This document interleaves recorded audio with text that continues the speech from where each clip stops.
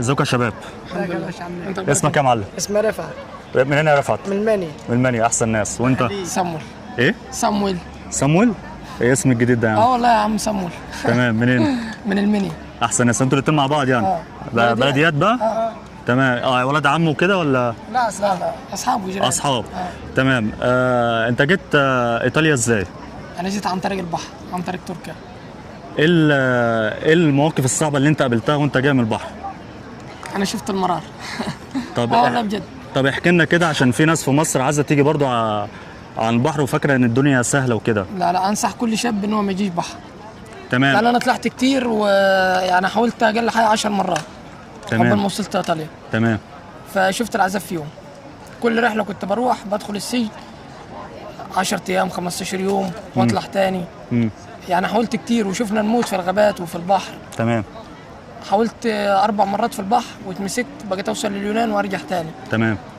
كنت بتمسك اتحبس واطلع تاني اجرب رحله تاني، برضه نفس الموضوع. تمام. لحد يعني في 9 رحله الحمد لله ان انا وصلت، يعني وصلنا بخير. تمام. انت دفعت كام بقى عشان تيجي هنا؟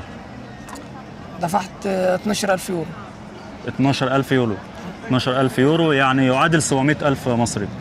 لا انا طلعت في 2022، يعني كان يعادل اليورو كان حوالي ب 22. يعني انت عايز تقول لي مثلا 60 لا 600,000. لا مش 600,000، يعني ب 22، يعني اللي هو كان ال 1000 ب 22، يعني حوالي 200,000 200,000 من 2022. 2022. تمام. يعني انا حوالي 3 سنين كده. تمام. يعني وانت في البحر يعني وكده، ايه الرعب اللي انت شفته يعني في حياتك، وكنت ساعة لما المركب اتحركت؟ انت بتموت، المركب عطلت بينا في البحر. انت شفت الموت، الموجه كانت بتاخد المركب يمين وشمال. ويعني انت كنت بتقول انا اموت خلاص، انا مش هوصل. انتوا بقى كنتوا كام واحد في المركب؟ احنا كنا 450 واحد. 450 واحد. ليه المركب كانت قد ايه بقى؟ المركب كانت كبيره. مركب سياحيه كبيره، بس في البحر ما فيش كبير ولا صغير. يعني الموجه كانت بتاخد المركب وكسرت الجزاز، ويعني اتبهدلنا. طيب هل المركب كان فيها سيدات ونساء واطفال وكده؟ فيها سيدات واطفال معاهم جوازهم وكده ولا كانوا لوحديهم؟ في عائلات معاها جوازها وفي لا. مصريين برضو ولا جنسيات مختلفة؟ لا جنسيات مختلفة. جنسيات مختلفة. تمام.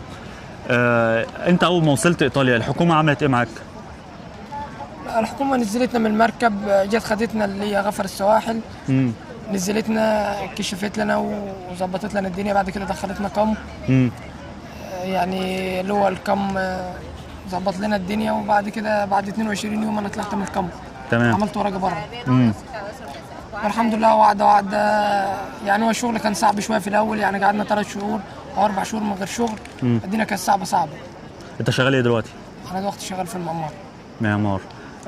الدنيا كويسة معاك يعني، المعمار مرتاح وكده؟ طيب انت لما جيت هنا انت رايك في المصريين عامة؟ يعني ايه المعاملات والحاجات الصعبة اللي انت شفتها من المصريين هنا؟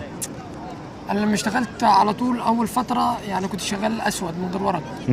فواحد مصري اشتغلت معاه شهرين ما رضيش يدينا الفلوس، لان احنا كنا شغالين من غير ورق. ما كنتش عارف تاخد حاجه منه. اشتغلت معاه كام شهر؟ اشتغلت معاه شهرين. احنا معروف هنا بنشتغل شهر بنقبض تاني شهر يوم 20 او يوم 25. هو جاي يوم 25 قال لنا طب القبض هياخر يومين 3.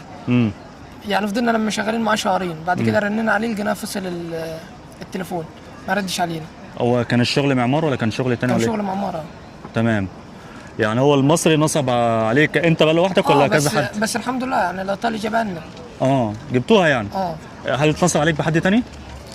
لا بس انصح اي واحد ما يشتغلش مع واحد مصري.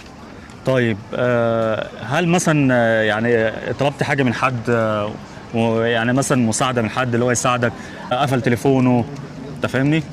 لا مفيش اي مواقف من دي خالص؟ لا انا طلعت. انت ليك قرايب هنا اصلا؟ ليا كتير. معاملتهم كلهم حلوين معاك يعني؟ يعني الحمد لله.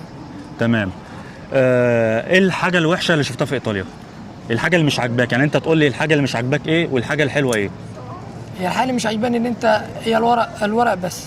تمام. يعني الورق بيأخر. الورق ان بيأخر. انت مش عارف تنزل تشوف اهلك، مش عارف تنزل تعمل اي حاجه. تمام. ان انت ممكن يعني انا حوالي دي لي 3 سنين وشويه لحد النهارده ما نزلتش مصر ولسه ما استلمتش ورق. تمام. هل انت خاطب او متجوز؟ انا خاطب. تمام. وطبعا عشان انت خاطب فالموضوع صعب اكتر. يعني انا خاطبه دي لي حوالي سنه ونص. سنة ونص. طيب ايه بقى الحاجة الحلوة بقى اللي عجبتك في ايطاليا؟ الحاجه اللي عجبتني في ايطاليا ان هي في مستقبل. تمام. انا كنت قبل ما اجي انا كنت شغال في المعمار في مصر في القاهره. فاللي هو بتشتغل ب 3000 جنيه 4000 جنيه، ما فيش ان انت تعمل شقه او تكون مستقبلك، او اللي انت بتجيبه من هنا بتصرف. ان انت شاب وحلمك ان انت تخرج مع اصحابك، تخرج هنا تخرج هنا، فتجيبها بتصرفها. طب مثلا تتجوز ازاي؟ هتكمل 25 سنه 30 سنه. صعب. يعني انت شايف ان الشغل هنا افضل من الشغل في مصر؟ الشغل بحيث المرتبات بس انا ممكن حد يسمعني كده يقول لي انا عاوز اروح ايطاليا. ماشي، طب انت تعالى ايطاليا بس ما تجيش من على طريق البحر. مظبوط. تعالى شوف طريق قانوني وتعالى من عليه. مظبوط. لان هتيجي في البحر تتمرمط وتشوف العذاب ويضحك عليك، وممكن لا قدر الله ما توصلش تغرق لكن انت لما تشوف في طرق يعني في قوانين كتير اللي هو بتفتح. تمام. تعالى طيران يا عم، تعالى واشتغل، وايطاليا حلوه اللي عاوز يعيش يعيش في اي حته عامه. طيب نفترض دلوقتي انت مش خاطب او مش متجوز، تمام؟ لو حبيت تفكر انك تخطب او تتجوز، هتتجوز ايطاليه ولا تتجوز مصريه؟ لا، مصريه. مصريه، اشمعنى؟ لان المصريه عامه يعني اصونك ما في، يعني هنا سايبينهم بحريتهم. بتبقى حريه المراه هنا. يعني ممكن في وقت تبقى ماشيه معاك تروح لصاحبها عادي وتسيبك. يعني انصح اي حد ان هو يتجوز مصريه. تمام. ما يتجوز من اي دوله اوروبيه. تمام.